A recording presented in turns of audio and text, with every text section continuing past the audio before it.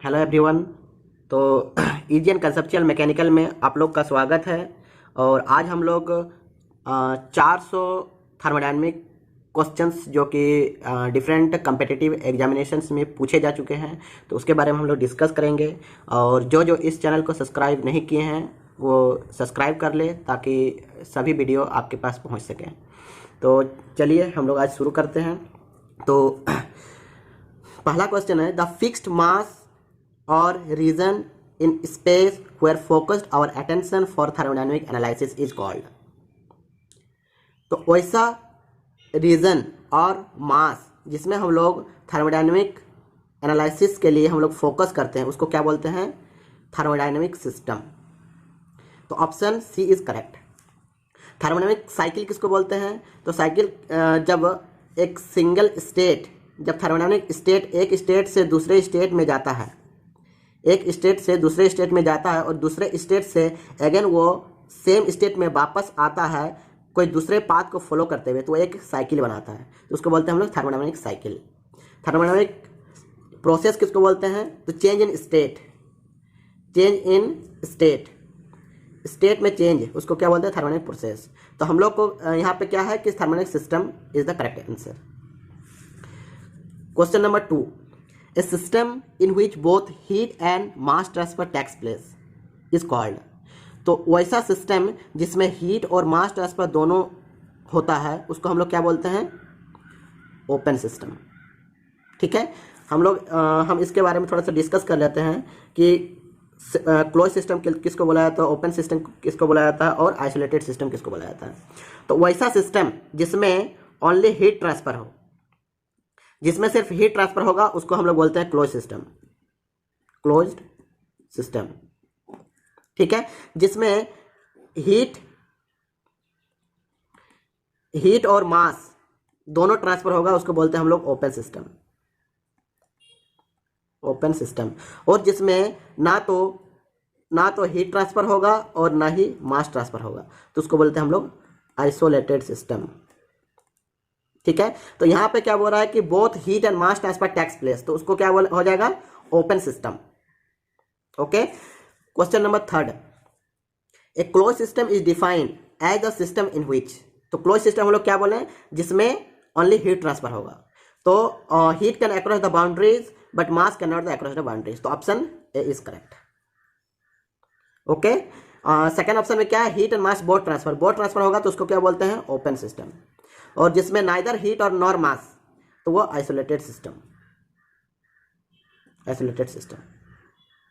Okay, तो ये था तुम्हारा question 3। Question 4, the ice kept in a well insulated थर्मोफ्लास्क is an example of which system. तो अगर कोई आइस को हम लोग वेल इंसुलेटेड थर्मोफ्लास्क का मतलब है कि उसमें हीट ट्रांसफर 0, और साथ में अगर कोई फ्लास्क है मीन्स उसका मास ट्रांसफर भी उसमें होगा 0। तो अगर हीट ट्रांसफर और मास ट्रांसफर दोनों 0 हो तो उसको हम लोग क्या बोलते हैं? Isolated system. तो ऑप्शन बी इज करेक्ट। ठीक है, क्वेश्चन नंबर 5, एक कंट्रोल वॉल्यूम। याद रखना कि कंट्रोल वॉल्यूम को ही हम लोग बोलते हैं open system. Control volume means open system में क्या होता है? हीट एंड मास दोनों ट्रांसफर होता है। तो हम लोग उसको बोल सकते हैं an isolated system, wrong, a closed system, wrong, a specific amount of mass in space, और थर्ड नंबर में क्या है? a fixed region in space when mass work and heat across the boundary।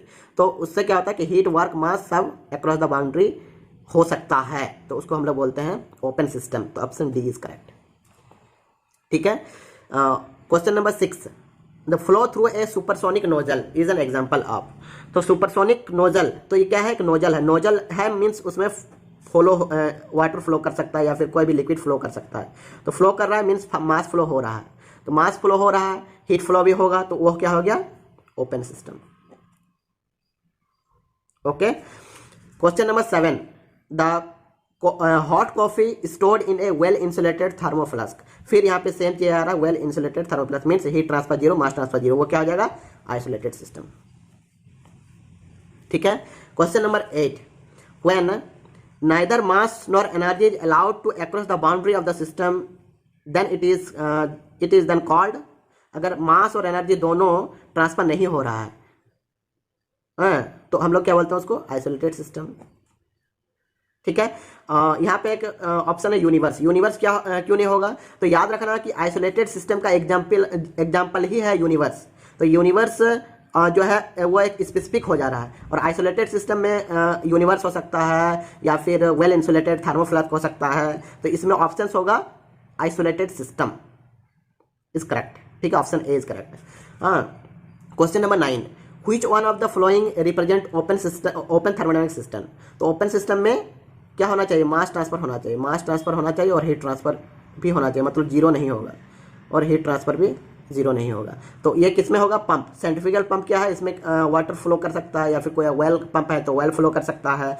तो इसमें क्या है कि मास ट्रांसफर होगा, तो इसलिए ऑप्शन बी इज करेक्ट।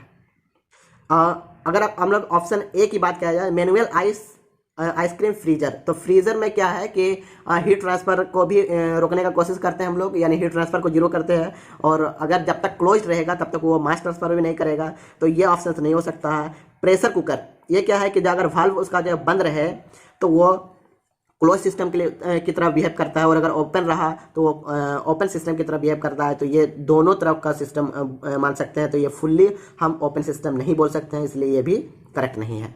और थर्मोडायनामिक बम कैलोरीमीटर, तो बम कैलोरीमीटर में क्या कहते हैं हम लोग, कैलोरीफिक वैल्यू में मेजर करते हैं।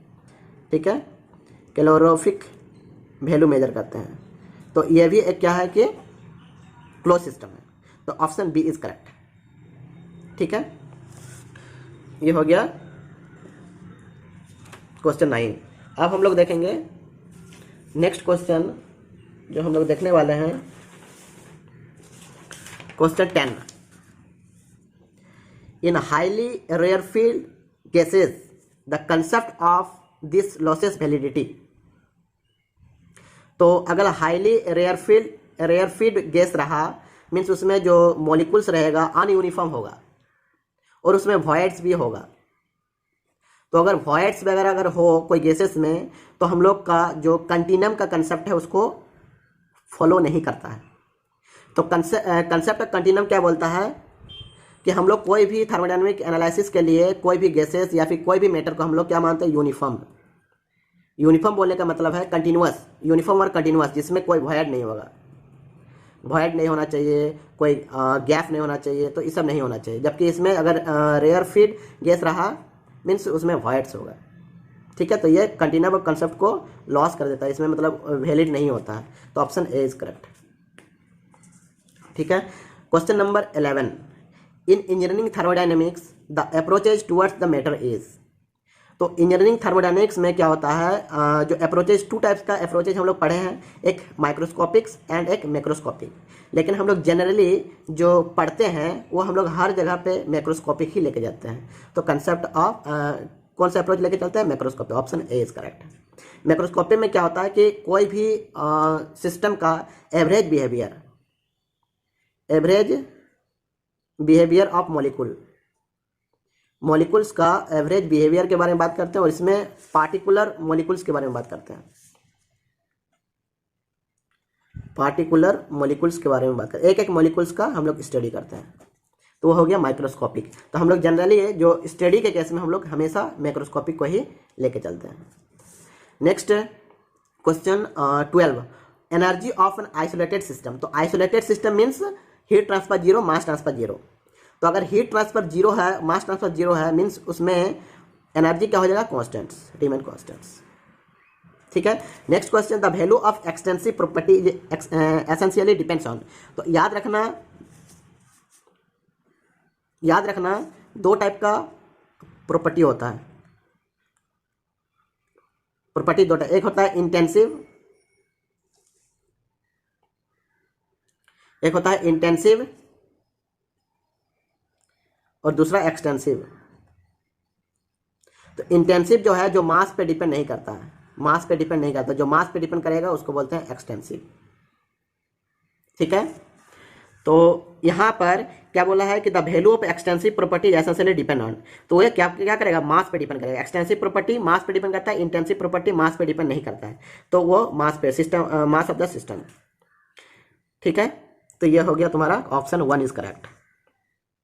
ऑप्शन बी में क्या है, path flowed by the system. तो याद रखना कि अगर कोई सिस्टम उसके पाथ पे डिपेंड कर रहा है तो वो प्रॉपर्टी नहीं होगा। ठीक है, और नेचर ऑफ बाउंड्री, ये तो हम लोग का सिस्टम पे, सिस्टम को बोलता है कि अगर मास बाउंड्री पे वो ये होता है तो अलग हो जाता है, तो नेचर पर भी डिपेंड नहीं करेगा। तो हम लोग का option A is correct. which of the following is the property of system। तो प्रॉपर्टी ऑफ सिस्टम याद रखना कि अगर कोई अगर प्रॉपर्टी है मीन्स वो बाउंड्री कंडीशन पे डिपेंड नहीं करेगा, बाउंड्री कंडीशन पे डिपेंड नहीं करेगा, पहला। दूसरा क्या है कि पाथ पे डिपेंड नहीं करेगा, पाथ इंडिपेंडेंट होता है, इंडिपेंडेंट होता है, और वो इन स्टेट पे डिपेंड करता है, ओनली स्टेट पे डिपेंड करता है, नॉट एट पाथ, स्टेट पर डिपेंड करेगा। तो इसमें thermodynamic which of the following is the property of system. तो हम लोग जानते हैं टेम्परेचर प्रेशर भी क्या करता है, एंड स्टेट पे डिपेंड करता है ओनली, इंटरनल एनर्जी भी एंड स्टेट पे डिपेंड करता है, वॉल्यूम एंड डेंसिटी भी एंड स्टेट पे डिपेंड करता है। तो ऑल द अबव, इसमें सब कोई प्रॉपर्टी है, internal energy, volume, density, temperature, pressure सब एक प्रॉपर्टी है। ठीक है, option 15 the question number 15 the thermodynamics primarily deals in change of state from.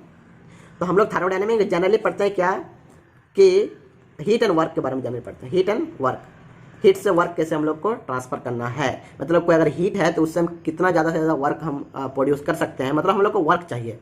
तो इसमें ऑप्शन क्या हो जाएगा, सी।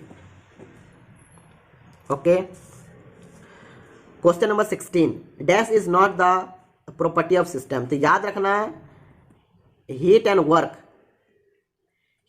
जो है वो प्रॉपर्टी नहीं होता है, बाकी सब ये दोनों को छोड़ के बाकी सब जनरली प्रॉपर्टी होता है। तो इसमें pressure, heat, temperature, specific volume, तो क्या हो जाएगा, हीट। हीट क्या है कि प्रॉपर्टी नहीं है। ठीक है, question number 17 heat and work are. तो याद रखना हीट एंड वर्क प्रॉपर्टी नहीं होता है, और अगर प्रॉपर्टी अगर नहीं है मीन्स ये पाथ पे डिपेंड करता है। तो याद रखना ये एक्सटेंसिव नहीं होगा, इंटेंसिव नहीं होगा, सी इज करेक्ट, मतलब पाथ फंक्शन है। अगर कोई प्रॉपर्टी नहीं है मीन्स वो पाथ पे डिपेंड करेगा, तो इसलिए पाथ फंक्शन हो जाएगा। पॉइंट फंक्शन क्या होता है, जो प्रॉपर्टी होता है वो पॉइंट फंक्शन होता है। ठीक है, तो option C is correct, option C is correct. Question number 18 the properties of a system is a. तो प्रॉपर्टी क्या बोलते हैं, ये पॉइंट फंक्शन होता है। ठीक है, प्रॉपर्टी क्या है, पॉइंट फंक्शन होता है। Consider the flowing properties, entropy, temperature, viscosity, specific heat at constant volume. ठीक है, तो ये क्या बोल रहा है, which of the flowing properties of the system are extensive. तो एक्सटेंसिव का मतलब है कि वो मास पे डिपेंड करेगा, और मास पे अगर डिपेंड कर रहा है तो इसमें मास पे कौन डिपेंड करता है, टेम्परेचर मास पे डिपेंड करता है, नहीं। स्पेसिफिक हीट, जब भी स्पेसिफिक हीट लग गया तो वो मास पे डिपेंड नहीं करेगा, मीन्स वो इंटेंसिव हो जाता है। विस्कोसिटी मास पे डिपेंड नहीं करता है, तो ऑप्शन ए इज करेक्ट। तो इसमें ऑप्शन दिया है ए, ओनली वन इज करेक्ट, तो ऑप्शन ए इज करेक्ट। ठीक है, question number 20 which one of the following is an extensive property of system. तो एक्सटेंसिव प्रॉपर्टी जो मास पे डिपेंड करता है, volume, temperature, pressure, density. Density mass पे डिपेंड करता है, नहीं। प्रेशर मास पे डिपेंड करता है, नहीं। टेम्परेचर मास पे डिपेंड करता है, नहीं। तो question option A is correct. Volume जो है मास पे डिपेंड करता है, जितना ज़्यादा वॉल्यूम होगा उतना मास होगा, या फिर जितना मास होगा उतना वॉल्यूम होगा। ठीक है, question number 21 the number of components C, phase P and degree of freedom F are related by Gibbs phase rule। तो याद रखना गिब्स फेज रूल क्या बोलता है कि P plus F is equal to C plus 2, ये बोलता है गिब्स फेज रूल। इससे हम लोग मालूम कर सकते हैं degree of freedom. Degree of freedom क्या होता है, तो ये डिग्री ऑफ फ्रीडम बोलता है कि कोई भी स्टेट को स्पेसिफाइड करने के लिए कितना नंबर ऑफ इंडिपेंडेंट प्रॉपर्टी का जरूरत पड़ता है। तो क्या बोलेंगे, number of independent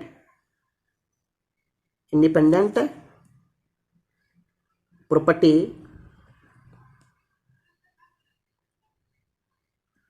required to specify the state,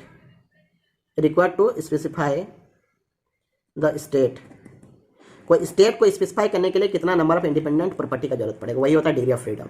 तो कैसे निकालता है, P plus F equal to C plus two. तो इसमें कौन सा ऑप्शन हो जाएगा, P प्लस एफ, यहाँ पे P माइनस एफ है, P प्लस एफ नहीं है, यहाँ पे P नहीं है, तो P प्लस एफ, इस C को अगर इधर कर देगा, देखो P plus F equal to C plus two हो जाएगा। तो ऑप्शन डी इज करेक्ट। तो ऐसे ही घुमा के दे के रखेगा, लेकिन याद रखना P plus F equal to C plus two, हमेशा याद रखना। P क्या होगा, फेज हो गया, F क्या है, डिग्री ऑफ फ्रीडम हो गया, C है number of component. Okay, question number 22, consider the flowing properties, kinetic energy, specific enthalpy, pressure, entropy. Which of the flowing properties of the system is intensive. Intensive means mass पे depend नहीं करेगी, और मास पे कौन depend नहीं करेगा, specific लगा दिए मीन्स वो इंटेंसिव हो गया पहला। दूसरा, प्रेशर मास पे डिपेंड नहीं करता, तो ऑप्शन 2 और 3 इज द करेक्ट आंसर। देखो कहाँ है 2 एंड 3, तो option B is correct. Okay, question number 23, which of the following statement are correct when related to thermodynamic system. Thermodynamic system से रिलेटेड कौन सा स्टेटमेंट करेक्ट है। Internal energy is a property, तो internal energy property है, सही है। Internal energy is path independent, path पे depend नहीं करता है, अगर प्रॉपर्टी हो गया मतलब पाथ पे डिपेंड नहीं करेगा, ये भी सही है। Internal energy is the path dependent, नहीं, गलत है। Internal energy is the area under PV diagram, तो पीवी कर्व के अंडर में एरिया जो होता है वह क्या देता है, वर्क देता है, नॉट इंटरनल एनर्जी, तो ये भी गलत हो गया। तो ऑप्शन एक और दो, ऑप्शन बी इज करेक्ट, सही है। Question number 24, ice and water mixture forms a. तो आइस एंड वाटर जो है वो क्या बनाता है, हेट्रोजीनियस सिस्टम, ठीक है। हेट्रोजीनियस सिस्टम क्या है, मीन्स पूरा क्या बोलते हैं उसको, यूनिफॉर्मली मिक्स नहीं है, यूनिफॉर्मली मिक्स नहीं है, तो वो क्या बोलेंगे, हेट्रोजीनियस। मतलब उसका मॉलिक्यूल्स जो है वो अलग अलग है, मतलब एक होता है होमोजीनियस, मतलब कि हर जगह पे यूनिफॉर्म मॉलिक्यूल होगा, तो उसको होमोजीनियस बोलते हैं। यहाँ पे आइस एक सॉलिड है, वाटर एक लिक्विड है, तो वो हेट्रोजीनियस मिक्सचर बोलेंगे उसको, तो हेट्रोजीनियस सिस्टम। तो option C is correct. Option number 25, which is a properties of system. Property of system क्या है, तो हीट एंड वर्क को छोड़ के सब प्रॉपर्टी ऑफ सिस्टम है, याद रखना, हीट एंड वर्क को छोड़ के सब प्रॉपर्टी है। तो P इंटू डी वी ये वर्क है, ये नहीं होगा, माइनस B इंटू ये फ्लो वर्क है, ये भी नहीं होगा, हीट ये भी नहीं होगा, तो none of these, answer D is correct, ठीक है। Triple point of water exist at which temperature. तो ट्रिपल पॉइंट क्या होता है, तो ट्रिपल पॉइंट होता है जहां पे तीनों फेज, कोई भी लिक्विड का तीनों फेज एग्जिस्ट करता है, means liquid, solid and gases, तीनों फेज अगर एग्जिस्ट कर रहा है तो उसको बोलेंगे हम ट्रिपल पॉइंट ऑफ वाटर। तो ट्रिपल पॉइंट ऑफ वाटर के लिए जो ट्रिपल पॉइंट होता है वो कितना होता है, याद रखना 0.01 डिग्री सेंटीग्रेड, और इसको अगर केल्विन में हम लिखना चाहेंगे तो कितना हो जाएगा, 273.16 केल्विन, ठीक है। 0.01 डिग्री सेंटीग्रेड और 273.16 केल्विन, उसको हम लोग बोलेंगे triple point of water. Okay, triple point of water exit at which pressure. तो जो मतलब ट्रिपल पॉइंट होता है उसमें टेम्परेचर होता है 0.01 डिग्री सेंटीग्रेड, और प्रेशर जो होता है वो कितना होता है, तो हम लोग देखते हैं। तो याद रखना कि जो मतलब ट्रिपल पॉइंट ऑफ वाटर होता है उसका उस टाइम पे उसका प्रेशर होता है 611.97 न्यूटन पर मीटर स्क्वायर। तो यहाँ पे कौन सा ऑप्शन होगा? Option A. लेकिन हम लोग को ऑप्शन बी भी चेक करना है, 4.587 mm ऑफ एच जी। तो अगर इसी को अगर हम लोग एच जी में कन्वर्ट करेंगे, एच जी में अगर कन्वर्ट करेंगे वो 4.587 mm ऑफ एच जी आएगा। वो आप लोग देख सकते हैं, निकाल के देख लीजिए, यही आएगा। और वाटर कॉलम के अगर इनमें देखेंगे तो 0.623 मीटर ऑफ वाटर, यानी इसमें ऑप्शन डी इज करेक्ट है। मतलब तीनों ऑप्शन सही है, अगर देखेंगे तो तीनों ऑप्शन सही है। आप लोग इसका ये जो क्वेश्चन नंबर 27 का आप लोग निकाल के दिखाइए कि 611.97 न्यूटन पर मीटर स्क्वायर को अगर हम लोग mm ऑफ एच जी और मीटर ऑफ वाटर में निकालेंगे तो कितना कितना आ रहा है। अगर सेम आ रहा है तो ऑप्शन डी इज करेक्ट होगा। हम ऑलरेडी निकाल चुके हैं, ये ऑप्शन डी इज करेक्ट होगा, क्योंकि ये तीनों चीज़ें सेम चीज़ है। ठीक है, तो आप लोग कोशिश कीजिए निकालने का, निकाल पा रहे हैं कि नहीं। ये भी बहुत बड़ा चीज़ है, क्योंकि बहुत जगह पे प्रेशर का कन्वर्जन से भी क्वेश्चंस कर सकते हैं, तो इसलिए उस सब भी ध्यान रखना है। तो on PV diagram triple point of pure substance shows as. तो याद रखना, ट्रिपल पॉइंट जो है, ट्रिपल पॉइंट ऑफ सबस्टेंस, कोई भी प्योर सबस्टेंस का जो मतलब ट्रिपल पॉइंट है वो पीटी डायग्राम पे पॉइंट दिखता है और पीवी डायग्राम में लाइन दिखता है। तो इसमें ऑप्शन क्या हो जाएगा? B is correct. PV diagram बोला है तो ट्रिपल पॉइंट जो है कैसे शो करता है? लाइन से शो करता है। Okay, question number 29, wet steam is specified by dash number of independent property. मतलब यहाँ पे क्या निकालने के लिए बोला? इंडिपेंडेंट प्रॉपर्टीज निकालने बोल रहा है, किसके लिए? वेट स्ट्रीम के लिए। तो हम लोग इसमें क्या लगाएंगे? Degree of freedom. क्या होता है formula? P plus F is equal to C plus 2। इसमें वेट स्ट्रीम है तो फेज कितना हो जाएगा? 2, एक लिक्विड फेज और वेपर फेज दोनों हो सकता है। F degree of freedom, component कितना है? पूरा वाटर ही होगा, तो 1 प्लस 2, तो F कितना हो जाएगा? 3 - 2 1। तो याद रखना वेट स्ट्रीम के लिए डिग्री ऑफ फ्रीडम कितना होगा? 1।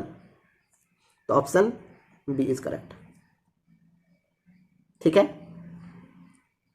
तो ये था तुम्हारा क्वेश्चन नंबर 29। अब हम लोग आते हैं question number 30। The change of state is completely specified path is known as. Change of state, तो हम क्या बोले? चेंज ऑफ स्टेट जब भी लिखा रहेगा वो क्या है? थर्मोडायनेमिक प्रोसेस, उसको बुलाया था thermodynamic process. In thermodynamics a process in which the system undergoes a succession of equilibrium states is a। तो याद रखना, जब भी कोई सिस्टम इक्विलिब्रियम स्टेट से होते हुए पार करता है तो उसको बोलता है क्वासी स्टैटिक प्रोसेस। और अगर क्वासी स्टैटिक प्रोसेस हुआ तो वो रिवर्सिबल भी, इक्विलिब्रियम स्टेट से होकर पार कर रहा है तो वो रिवर्सिबल भी होगा। तो ऑप्शन ए 1 और 2 इज करेक्ट, तो option B is correct. Okay, question number 32, if two liquid at different temperature are mixed then the final temperature of mixture of liquid can be obtained by. तो हम लोग अगर कोई एक लिक्विड है, ठीक है, उसमें कुछ टेम्परेचर दिया हुआ है T1, दूसरा टेम्परेचर T2 दिया हुआ है, तो वो दोनों को अगर मिक्स कर देंगे तो फाइनल टेम्परेचर एक आएगा T3। ठीक है ना, तो T3 जो है उसको हम लोग कैसे निकाल सकते हैं? तो हम लोग सिंपली एनर्जी बैलेंस करके हम लोग आराम से निकाल सकते हैं mCp dt, and here also mCp dt। तो दोनों का डिफरेंस करके हम लोग फाइनली हीट क्या बोलते हैं, हीट बैलेंस करके हम लोग आराम से उसका टेम्परेचर चेंज हम लोग निकाल सकते हैं, मतलब फाइनल टेम्परेचर हम लोग निकाल सकते हैं। तो और ये जो प्रोसेस है निकालने का उसको क्या बोलते हैं हम लोग? First law of thermodynamics. तो ऑप्शन बी इज करेक्ट। तो हम लोग फर्स्ट लॉ ऑफ थर्मोडायनामिक्स से हम लोग फाइनल टेम्परेचर को निकाल सकते हैं। Energy balance means first law of thermodynamics. Okay, question number 33, all engineering process are. तो ऑल इंजीनियरिंग प्रोसेस जो होता है वो क्या होता है? Irreversible process. कोई भी जो हम लोग का प्रैक्टिकल यूज हो रहा है प्रोसेस वो रिवर्सिबल नहीं होता है। रिवर्सिबल जो होता है वो एक सिर्फ और सिर्फ आइडियल कंसेप्ट है कि अगर रिवर्सिबल हुआ मीन्स अगर कोई चेंजेस इस टाइप का नहीं हुआ तो हम ऑल कैलकुलेशन जो करते हैं जनरली रिवर्सिबल प्रोसेस के लिए करते हैं, लेकिन ये जो है ये सिर्फ और सिर्फ आइडियल कंसेप्ट है। थोड़ा बहुत चेंज होता है और जिसके कारण वो इरिवर्सिबल बन जाता है। तो हम लोग का अगर बोल सकते हैं कि ऑल इंजीनियरिंग प्रोसेस जो भी मशीन इक्विपमेंट यूज हो रहा है उसमें इरिवर्सिबल प्रोसेस होता है। Okay, the absolute zero temperature is, absolute zero temperature कितना होता है? 0 kelvin. Absolute zero temperature means 0 kelvin, that is the reference point of any calculation. तो 0 केल्विन, इसको हम लोग 0 केल्विन उसको अगर डिग्री सेंटीग्रेड में देखेंगे तो कितना हो जाएगा? 273.16 डिग्री सेंटीग्रेड। तो याद रखना 0 केल्विन और -273.16 डिग्री सेंटीग्रेड मीन्स यहाँ पे ऑप्शन ए और सी, तो option D is correct. Okay, question number 35, when two bodies are thermal equilibrium with third body then they are in thermal equilibrium with each other, this statement is called. तो हम लोग क्या जानते हैं कि जब एक बॉडी दूसरे बॉडी के साथ थर्मल इक्विलिब्रियम में हो और दूसरे बॉडी तीसरे बॉडी के साथ थर्मल इक्विलिब्रियम में हो तो ये आपस में भी थर्मल इक्विलिब्रियम में होता है। तो वो कौन सा स्टेटमेंट बोलता है? Zeroth law of thermodynamic. और जीरोथ लॉ ऑफ थर्मोडायनेमिक से हम लोग सबसे पहला चीज हम लोग क्या जानते हैं? टेम्परेचर मेजरमेंट का कंसेप्ट मिलता है। जीरोथ लॉ ऑफ थर्मोडायनेमिक से हम लोग क्या मिलता है? Measurement of temperature, measurement of temperature, concept of measurement of temperature. ठीक है, the measurement of temperature based on, आ गया क्वेश्चन। तो मेजरमेंट टेम्परेचर मेजरमेंट किस पे बेस्ड होता है? Zeroth law of thermodynamic. एकदम आंख मूंद के मारो, जीरोथ लॉ ऑफ, वो कुछ पढ़ना ही नहीं है। The temperature at which the volume of gas becomes zero. तो याद रखना जिस टेम्परेचर में किसी गैस का वॉल्यूम जीरो हो जाए, मीन्स अगर कोई कंटेनर है उसमें गैस का वॉल्यूम को अगर जीरो कर दिया मतलब नो गैस, तो वो टेम्परेचर कब संभव है? जब किसी गैस का वॉल्यूम को जीरो कर दे, मतलब वो गैस खत्म, गैस रहा ही नहीं, मतलब सब कुछ उसका मॉलिक्यूल्स जो है उसका मूवमेंट एकदम सीज हो जाए, वो कब पॉसिबल है? तो एब्सोल्यूट जीरो केल्विन पे, एब्सोल्यूट जीरो टेम्परेचर पर ही पॉसिबल है। ठीक है, तो इसमें कौन सा ऑप्शन हो जाएगा? Critical temperature, triple point temperature, absolute zero temperature. तो option C is correct, option C is correct. The absolute zero pressure can be obtain at which temperature. तो याद रखना एब्सोल्यूट जीरो प्रेशर जो है एब्सोल्यूट जीरो टेम्परेचर पर ही obtain किया जा सकता है। तो कितना हो जाएगा? 0 केल्विन और -273.16 डिग्री सेंटीग्रेड। तो इसमें है, ऑप्शन नहीं है, तो ऑप्शन डी इज करेक्ट। ठीक है, which one of the flowing correctly defines 1 kelvin. तो याद रखना 1 केल्विन क्या होता है? 1/273 of triple point of water, point of water, इसी को बोला जाता है 1 केल्विन।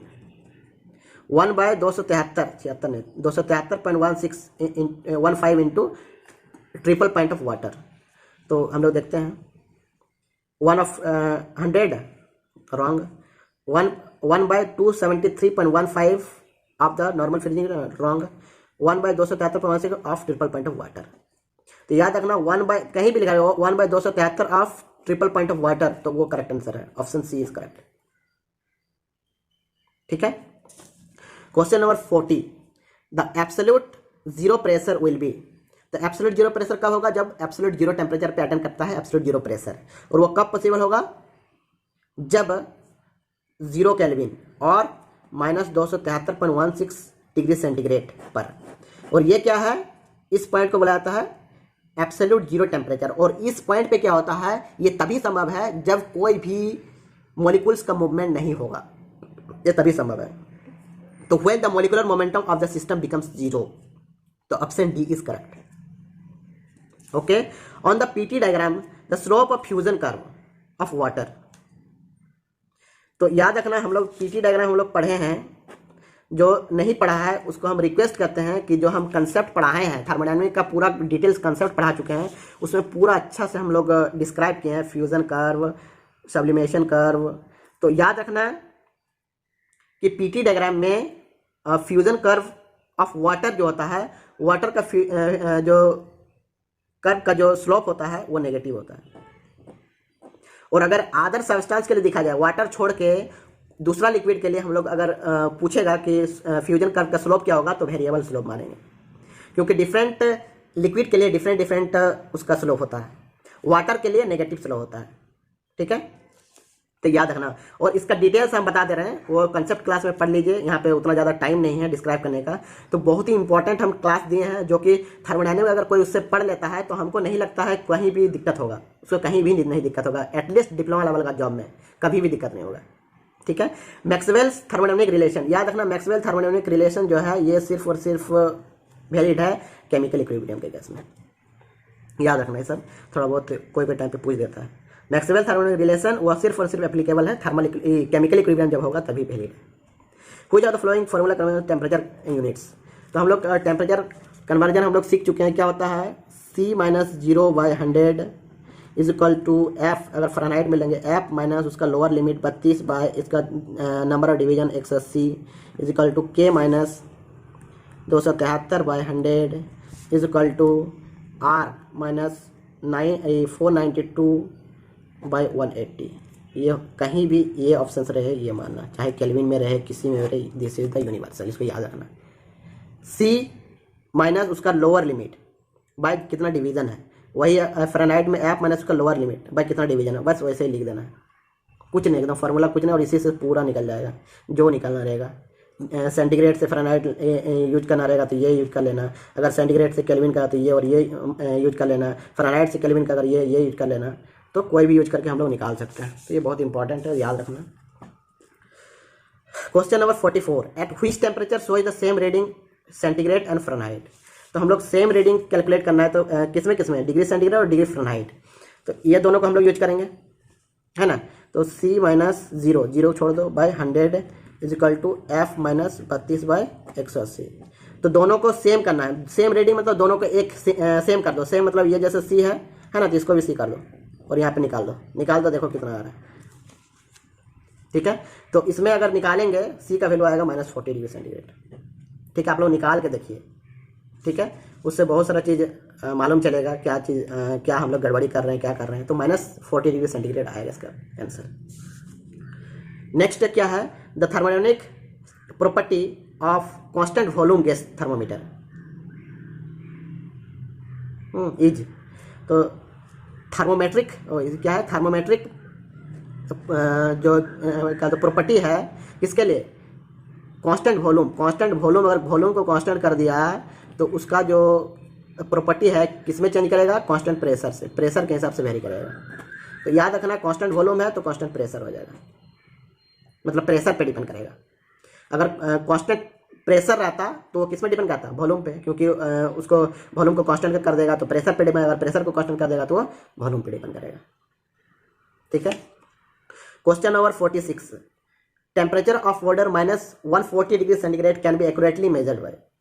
तो याद रखना 140 डिग्री सेंटीग्रेड मतलब अगर लोअर टेम्परेचर मेजर करना है तो हम लोग जनरली गैस थर्मोमीटर का यूज करते हैं। जैसे एचजी थर्मोमीटर ये उतना ज़्यादा नेगेटिव में मेजर नहीं कर पाएगा, रेसिस्टेंट थर्मोमीटर भी नहीं कर पाएगा, पायरोमीटर ये हाई टेम्परेचर के लिए अगर 1000 डिग्री टेम्परेचर को मेजर करना है तो उस केस में हम लोग पायरोमीटर। तो याद रखना क्या, गैस थर्मोमीटर से इसको मेजर कर सकते हैं। 140 डिग्री सेंटीग्रेड के रेंज का अगर हम लोग टेम्परेचर को मेजर करना है तो हम लोग क्या करेंगे, गैस थर्मोमीटर। ठीक है, तो ये था तुम्हारा 46। अब आएंगे हम लोग 47, isothermal, isobaric, isochoric and adiabatic process in ideal condition is. तो हम लोग अगर आइडियल कंडीशन में अगर बात करेंगे तो आइडियल कंडीशन में हम लोग सभी जो प्रोसेस है thermodynamic process, isothermal, isobaric, isochoric, adiabatic, इस सब को हम लोग क्या मानते हैं, क्वासी स्टैटिक प्रोसेस मान के चलते हैं। ठीक है, तो ऑप्शन सी इज करेक्ट। ठीक, ऑप्शन सी इज करेक्ट हो जाएगा। Question number 48, if the time taken by the system to execute a process through finite gradient is infinitely large, the process is। अगर टाइम टेकन बहुत ज़्यादा लग रहा है कोई तो प्रोसेस को होने में अगर बहुत ज़्यादा टाइम लग रहा है तो याद रखना टेम्परेचर में चेंज बहुत ही निग्लिजिबल होता है, नेग्लिजिबल टेम्परेचर में चेंज। अगर टेम्परेचर में चेंज नहीं हो रहा तो हम लोग टेम्परेचर को कांस्टेंट मानते हैं, मान के चलते हैं, और temperature constant means this is isothermal process. Option D is correct. Which of the following gas can be regarded as ideal gas? तो आइडियल गैस क्या होता है, तो आइडियल गैस के लिए उसका जो कंसेप्ट है उसमें क्या बोलता है कि आइडियल गैस तभी पॉसिबल है जब उसका इंटरमोलिकुलर फोर्स जो होगा, इंटरमोलिकुलर फोर्स वो क्या होगा, निग्लिजिबल होगा। नेग्लिजिबल तो बहुत ही कम है। दूसरा क्या है कि volume of molecules, volume of molecules जो मॉलिक्यूल्स का वॉल्यूम जो होगा वो कंटेनर के वॉल्यूम, किसके, कंटेनर जो है उसके वॉल्यूम के कंपेरिजन में निग्लिजिबल होगा, बहुत कम होगा, तो उसको बोलते हैं मतलब आइडियल गैस। तो इसमें हम लोग आइडियल गैस किसको मानते हैं, पहला ऑप्शन में क्या हो रहा है, O2 N2 स्टीम। तो स्टीम जो है ये आइडियल गैस नहीं है। इसमें O2 स्टीम वाटर वेपर, इसमें स्टीम और वाटर वेपर जो है आइडियल गैस नहीं है। इसमें CO2 वाटर वेपर, तो वाटर वेपर जो अगर यहाँ पे सुपर हीटेड बोल देता तो हम लोग कंसीडर करते हैं, लेकिन वाटर वेपर बोला है तो वो क्या बोलते हैं, आइडियल गैस हो भी सकता है, नहीं भी हो सकता है, तो ये इसको भी कंसीडर। तो इसमें क्या हो जाएगा, ऑप्शन डी इज करेक्ट। जो जनरली जो पाया जाता है N2 O2 CO2 एयर, उसको हम लोग आइडियल गैस की तरह कंसीडर करते हैं, तो ये आइडियल गैस है। Okay, question number 50, the temperature of gas is produce due to. तो याद रखना कोई भी गैस में जो टेम्परेचर प्रोड्यूस होता है वो क्या, किसके कारण, जब बहुत सारा मॉलिक्यूल्स होता है वो एक दूसरे से टक्कर करता है, टक्कर करेगा, उसके बाद टक्कर करके फिर से मूवमेंट करते रहता है, तो वो क्या है कि उसका अगर काइनेटिक एनर्जी है उसमें तो मूवमेंट करेगा, एक दूसरे से टकराएगा, हीट प्रोड्यूसन होगा। तो इसलिए बोलता है कि उसका जो उसमें टेम्परेचर जो कोई भी गैस में प्रोड्यूस होता है किसके कारण, काइनेटिक एनर्जी ऑफ मॉलिक्यूल्स। तो काइनेटिक एनर्जी ऑफ मॉलिक्यूल्स हो जाएगा इसमें, ऑप्शन ए इज करेक्ट। तो आज हम लोग इतना ही रहने देते हैं। तो प्लीज़ हम कृपया करके बोल रहे हैं जो इस चैनल को सब्सक्राइब नहीं किए वो सब्सक्राइब कर लें, क्योंकि बहुत ही इंपॉर्टेंट क्वेश्चन का डिस्कस कर रहे हैं जो कि बहुत सारा एग्जामिनेशंस में पूछा गया है। तो इसलिए हम बोलेंगे कि उसको सब्सक्राइब कर ले और रिवीजन एकदम हमेशा करते रहें, एकदम रोज़ जैसे हम 50-50 क्वेश्चंस डाल रहे हैं, तो 4 वीडियो अगर देखेंगे तो 1 घंटा में थोड़ा सा स्पीड बढ़ा के अपना क्या बोलते हैं रिवीजन कर सकते हैं। बहुत ही इंपॉर्टेंट क्वेश्चन है और इसके बाहर कुछ पूछ ही नहीं सकता, क्योंकि हम पूरा हर ऑल टोटल कवर कर चुके हैं।